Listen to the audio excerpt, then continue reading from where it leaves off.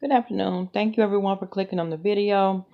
I'm your girl Bama Girl, and today I just wanted to come in and speak very briefly about the Kamille Cupcake McKinney case.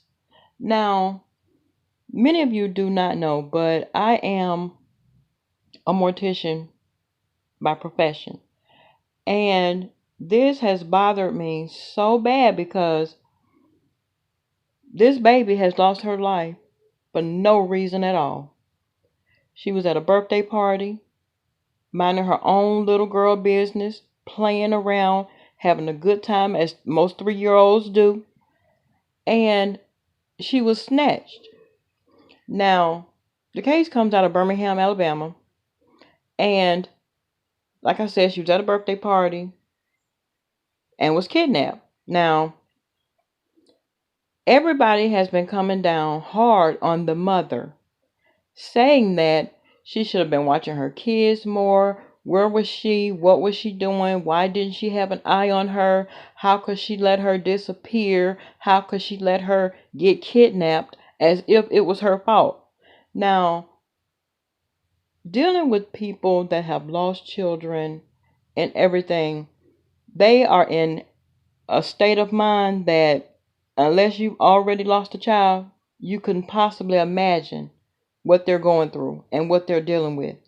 And while you can be empathetic toward the situation, you don't know unless you've been there. Now, yes, she's been catching a lot of flack for it, but I just would appreciate it if people would put themselves in her shoes. You know, this mother is hurting. Right now, she is hurting. Her baby girl has been found dead. And that's unimaginable, you know, and my heart really goes out to her and Camille's dad because he's going through it as well. And in my opinion, the public is giving the parents more grief than they're giving the actual alleged abductors. Now, these abductors, they were arrested. They were not charged with the kidnapping. The guy, Patrick Stallworth, he was arrested, and then they charged him because they found child pornography in his phone. And then the female, Derek Brown, she was arrested because she was already on probation. But she had kidnapped her own kids last year in 2018. And so she was being held with no bond. Now, they gave him a bond, $500,000. And what? He bonded out. But then later on that night, BPD said, no, sir, come on back with us. And they recharged him and rearrested him. So whoever went that bond, bad luck got you. But in my opinion, the judgment is not on the parents. These people didn't even know the little girl. They didn't know the family or anything.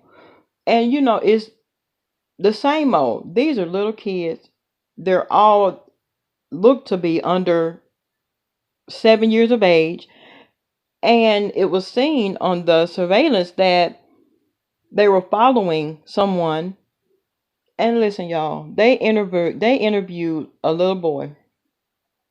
And when I tell you, children are number one, just like elephants. They retain everything and they throw it out just like they receive it.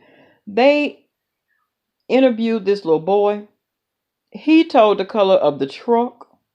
Listen, honey, he knew the little girl didn't have on in the shoes because they were playing hide and seek. And he was on his hands and knees looking under the other cars to see if any of the little kids were hiding underneath the cars. Well, he said that, he knew the name of the truck. I mean, he knew the color of the truck. So on and so forth. He went on to say that they even switched cars at one point. I said, you better come on, little boy. You better tell it. Now, he said that the man was offering the kids candy. What I think is, now Derek and Patrick were probably already in the vehicle, right? Because they said that the guy that was offering the kids the candy walked with a limp, and that's who they were following. I said, the kids are not safe anywhere. We always want the kids to get out the house, get from in front of the game, get out, get some fresh air like we did when we were children, and yet this happens. So I said, okay, so now, and yes, she should have been watching them, but the kids and stuff. I mean, because even when my children have had birthday parties and whatnot, and they've gone to birthday parties and whatnot, the kids aren't there having a good time. They're out there. It's 50 kids plus.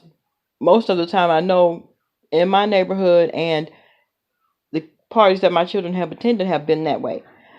And you don't think in the back of your mind, in which we all should be conscious and we all should be aware of the surroundings. But in this case, a tragedy happened. And I just feel so bad about it because in the midst of me working night before last, I completely broke down. I could not understand. And that's the first time I have ever done that. And it bothered me so bad because I'm like, this beautiful little girl, look just as happy as she can be, is not gone. And for what? For what? It's senseless.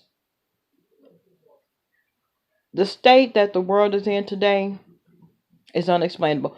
Everybody is doing whatever they feel like they're big enough, bad enough to do, and not giving a damn about it. So I'm hoping and praying that by the time they get finished processing all of the evidence, processing everything, and then they threw the baby in a trash. Y'all, they threw the baby in a trash bin. Discarded her like she was a piece of trash on the street. I can't. I can't.